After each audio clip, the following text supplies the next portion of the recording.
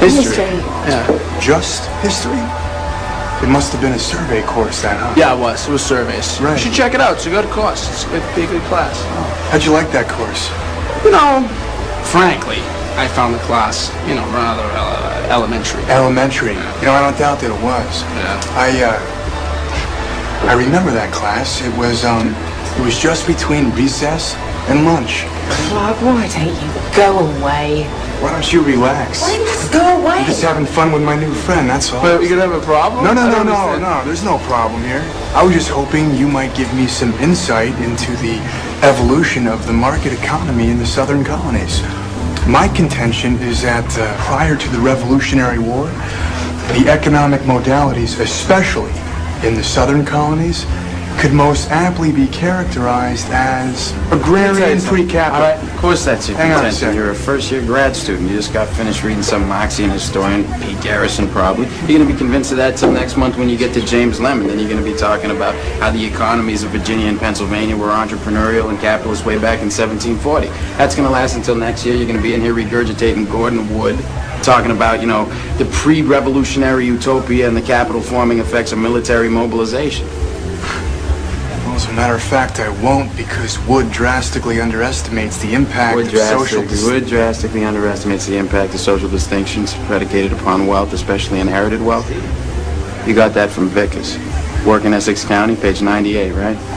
Yeah, I read that too. Were you going to plagiarize the whole thing for us? Do you have any thoughts of your own on this matter?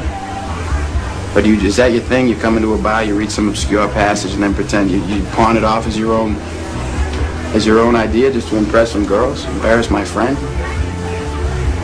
See, the sad thing about a guy like you is in 50 years you're going to start doing some thinking on your own, and you're going to come up with the fact that there are two certainties in life. One, don't do that. And two, you dropped 150 grand on a fucking education you could have got for $1.50 in late charges at the public library. Yeah, but I will have a degree. And you'll be serving my kids fries at a drive-thru on our way to a skiing trip. Yeah, maybe. Yeah, but at least I won't be unoriginal. Basically, Satan plagiarizes the spirit. To recruit, to entice, to seduce, it plagiarizes the spirit, the creator. So anyway, all its symbols are everywhere. The color blue, the color purple, butterflies. Butterflies are a huge symbol of Satan, the transformation from what you are into what it wants you to be. So it's subconsciously putting that image of metamorphosis out there. Understand that. That's why butterflies are very much associated with porn stars. Catholicism is pure Satanism. The problem is you shouldn't need to be told that. You should be able to see that. Priests that come out and need their audience and admiration in their temple. Why does God need a temple, a building? What? It means nothing. But they get off on that because everybody gives the priest their love. I gotta be nice to a priest so I get into heaven. They don't give anything back. They just absorb the love, which is what a lot of spiritual, quote, gurus do. They absorb your energy through admiration. That's what they're doing. So the best advice I can give to you is overcome your reality. That doesn't mean numb yourself to this world. It doesn't mean don't appreciate it. To be you, you're going to have to be able to appreciate everything. If you see something that doesn't make sense, rather than getting angry at it, look at it the way a doctor would look at a patient. See it for what it is, an accident, a problem. Understand it. The idea that animals need to consume each other and other life here is ridiculous. That's why people that try to do everything right here cannot. But they're conned into thinking this is normal here.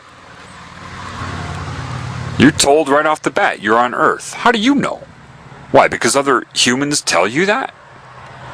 They've told you that's where you are, that this is life, the food chain is normal, biology says so. How do you know that? You're trusting everything you've been told. If your instinct, which is valid, tells you that doesn't make sense, you're right. Satan controls all of academia, all of the media, all of the money, everything you're told. And a total defense against that is getting you to hate Satan. Satan loves that. Why would Satan love that? Because you're giving it energy. And hate is not of your true nature. Therefore, if it gets you doing that, then you give it energy. An example of someone doing that would be Andy Kaufman, that comedian. A lot of people, they say they're just trying to get attention. Negative or positive is the same. So if you hate this consciousness, call it names and curse it, it has you. It's got you. Know thyself and be thyself. Do not be where you are. Be what you are, regardless of where you are. And the only way you'll know what you are is reconnecting to what you are. Which means you're going to have to dismantle the ego somewhat. Not the mind, just the ego. Meaning, what's the proof that a mind is useful here? Well, to make the decisions, to navigate through the illusion. The fears of the mind, but spirit overrides that. If you go into your backyard and walk up to a little bird's nest and say that bird has little babies in it, you being 80 times the size of the bird, try it. Try it. Walk up to the bird's nest. That little bird, 1/80th of your size, will stand up to you. Home of the brave, it'll stand up to you. And more times than not, the human will run, cover their head, and be freaked out. Look how freaked out people get by a little bee. Because see, to protect the babies, it has a natural understanding of the intrinsic value of their lives in its life. But if there were no babies in that nest, the bird would fly. It would flee, proving it was able to make a mental decision. So Satan will try to get you to abandon the mind altogether. Why? Because there is truth in the fraudulent nature of your ego. So it knows that truth will come out, so it has to amplify that and exaggerate it beyond usefulness. Get rid of the whole mind. Become a robot. Or I love this one, the spirituality of love in the form of dissociation, bliss. Don't talk to me so firmly, you're putting me on a negative vibration. What? What if you had a kid that was walking towards a busy street? Didn't know what they were doing, they were walking towards that street and the cars were unaware of the kid. Oh dear, I don't want to put you in a negative vibration, I want to be all of love, but I really need you. Bang! No, the moment you see that, your intuition will make you yell. Hey! You'll scare that kid probably in the moment. But that's better than the kid dying. Negative vibration. Satan coordinates this bullshit New Age movement to get people to dissociate. It's no different than getting drunk. It's detachment from your normal instinct to try to help everybody in this realm. You become concerned with your own bliss. Therefore, you don't speak out against it unless you're speaking out to get other people to detach.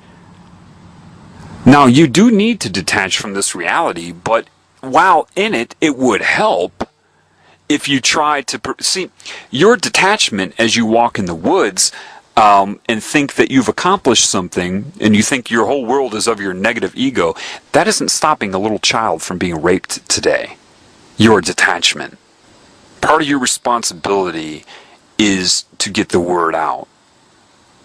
So Satan knows that. It's very, very clever. People don't get this. There are a lot of Satanists that are online.